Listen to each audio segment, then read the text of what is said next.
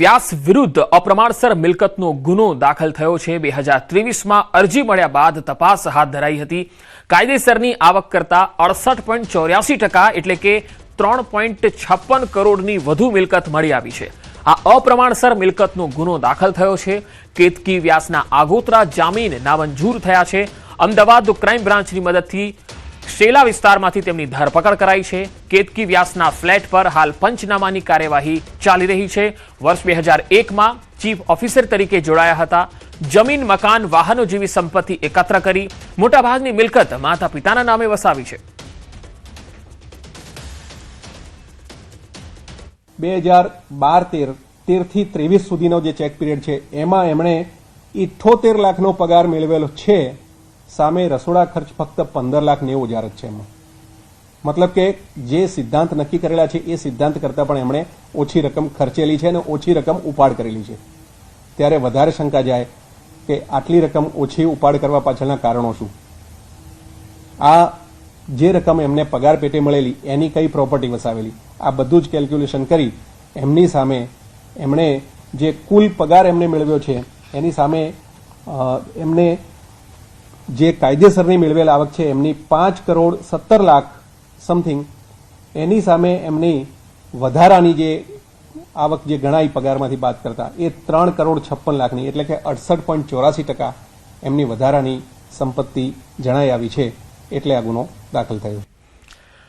Jharkhand paper leak મામલે એબીવીપીનું વિરોધ પ્રદર્શન। પરમિશન ન મળતા એબીવીપી કાર્યકર્તાઓ રસ્તા પર ઉતર્યા। પોલીસની હાજરીમાં એબીવીપી દ્વારા પૂતળા દહન કરાયું। પૂતળા દહન બાદ કાર્યકર્તાઓને ડિટેન કરાયાનો દાવો છે। જેપીએસસી અને જીએસએસસી પરીક્ષાના પેપર 15 લાખમાં વેચાયાનો આરોપ છે। પેપર લીક મામલે અધિકારીઓ, કર્મચારીઓ અને નેતાઓ સામે કાર્યવાહીની માંગ થઈ રહી છે। સીબીઆઈ અને ઈડી દ્વારા નિષ્પક્ષ તપાસ થાય એવી એબીવીપીની માંગ છે। પોલીસ કાર્યવાહીને લઈને એબીવીપીએ નોંધાવ્યો છે વિરોધ।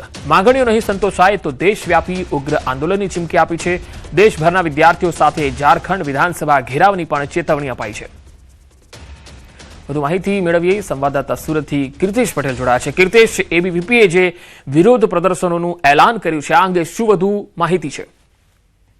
બિલકુલ, ઝારખંડમાં જે રીતે પેપર લીકની ઘટના સામે આવી છે જેને લઈને સુરત એબીવીપીના કાર્યકર્તાઓ રસ્તા પર ઉતર્યા હતા, વિરોધ નોંધાવી રહ્યા હતા। જો કે પરમિશન ના આપવાને લઈને તેઓ જાહેર રોડ ઉપર પૂતળાનું દહન કરતા પોલીસ દ્વારા તેમની અટકાયત કરવામાં આવી છે। ખાસ કરીને જે પેપર લીક થયું છે તે 15 લાખમાં વેચાયા હોવાનો આક્ષેપ છે અને આ મામલે જે અધિકારી કર્મચારીઓ સંડોવાયેલા છે તેમના વિરુદ્ધ સીબીઆઈ અને ઈડીની તપાસની માંગ કરવામાં આવી છે અને જો નહીં કરવામાં આવે તો દેશવ્યાપી આંદોલનની ચીમકી આપવામાં આવી છે। ખાસ કરીને એબીવીપીના સુરતના જે કાર્યકર્તાઓ છે આમ તો જનરલી કોઈ બાબતે દેખાવ કરવા નથી ઉતરતા, પણ ઝારખંડના પેપર લીકને લઈને ગુજરાત અને તેમાં પણ સુરતમાં જે રીતે દેખાવ કરવા રસ્તે ઉતર્યા છે તેને લઈને કહી શકાય કે તે લોકો વચ્ચે પણ વિવાદ ઉભો થયો હોય તેવી વિગતો પણ સામે આવી રહી છે। જી કીર્તેશ, આભાર માહિતી આપવા માટે।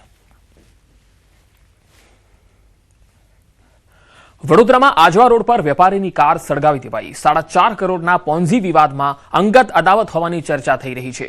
કેસમાં સમાધાન કરવા દબાણ કરાયું હોવાનો પણ આક્ષેપ છે।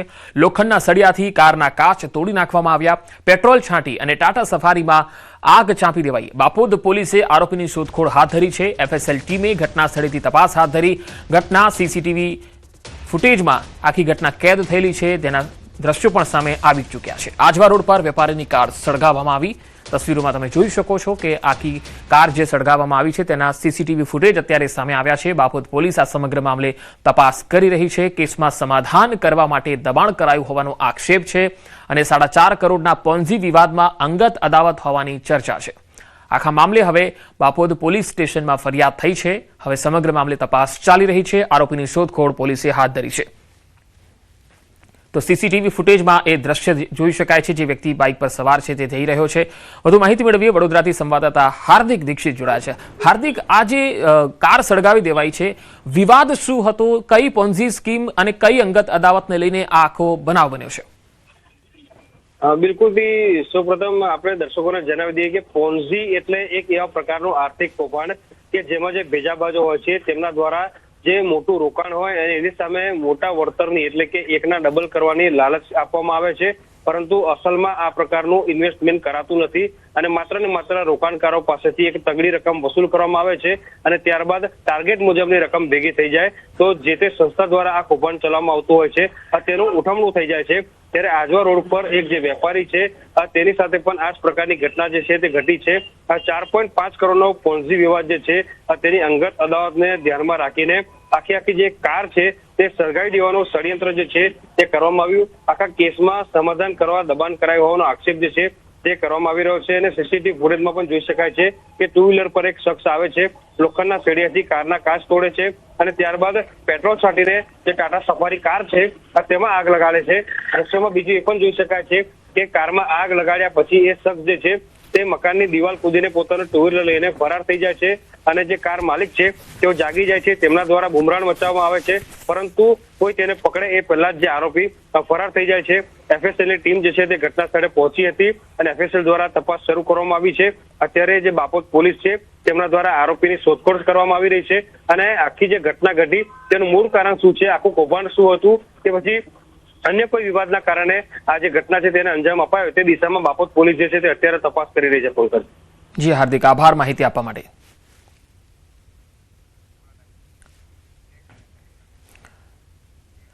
આગળ વધુ સમાચારો પર નજર કરીશું, હાલ રોકાઈશું એક વિરામ માટે।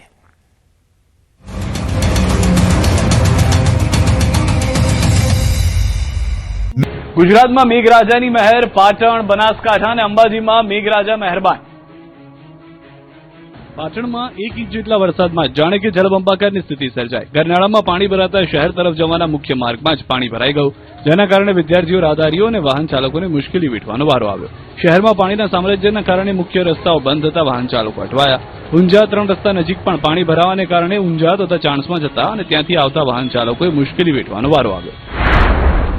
પાલનપુરમાં માત્ર 1 કલાકમાં પડેલા 1 ઇંચ વરસાદે તંત્રની પોલ ખોલી નાખી છે। ધોધમાર વરસાદને કારણે જ્યાં જુઓ ત્યાં પાણી જ પાણી દેખાઈ રહ્યું છે। વરસાદને કારણે શહેરના નીચાણવાળા વિસ્તારોમાં પાણી ભરાઈ ગયા અને લોકોની મુશ્કેલી વધી ગઈ।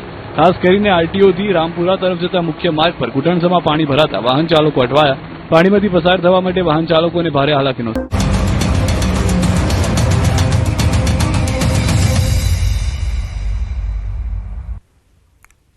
બ્રેક બાદ સમાચારોમાં આગળ વધીએ। સુરતમાં તબીબ પર બેદરકારીનો ગંભીર આક્ષેપ લાગ્યો છે। ડેન્ગ્યુની સારવાર દરમિયાન 14 વર્ષના કિશોરના મોતને લઈને તબીબી બેદરકારીના ગંભીર આક્ષેપો થયા છે।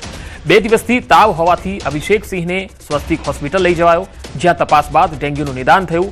સારવાર દરમિયાન 2 દિવસ સુધી બોટલ ચઢાવવામાં આવ્યો અને તબીબે હોસ્પિટલમાં દાખલ કરવાની સલાહ આપી। જો કે પરિવાર બાળકને ઘરે લઈ ગયો હતો।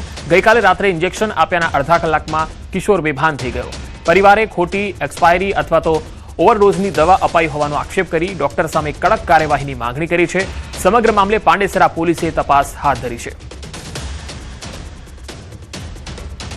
2 दिन तक बॉटल चढ़ाए, बॉटल चढ़ाने के बाद और लास्ट में कल रात में 10 साढ़े 10 बजे पता नहीं कौन सा इंजेक्शन लगाया कि उसको ऐंठना चालू हो गया और फिर आधा घंटा बाद बेहोश हो गया। अब बेहोश हुआ तो फिर उठा।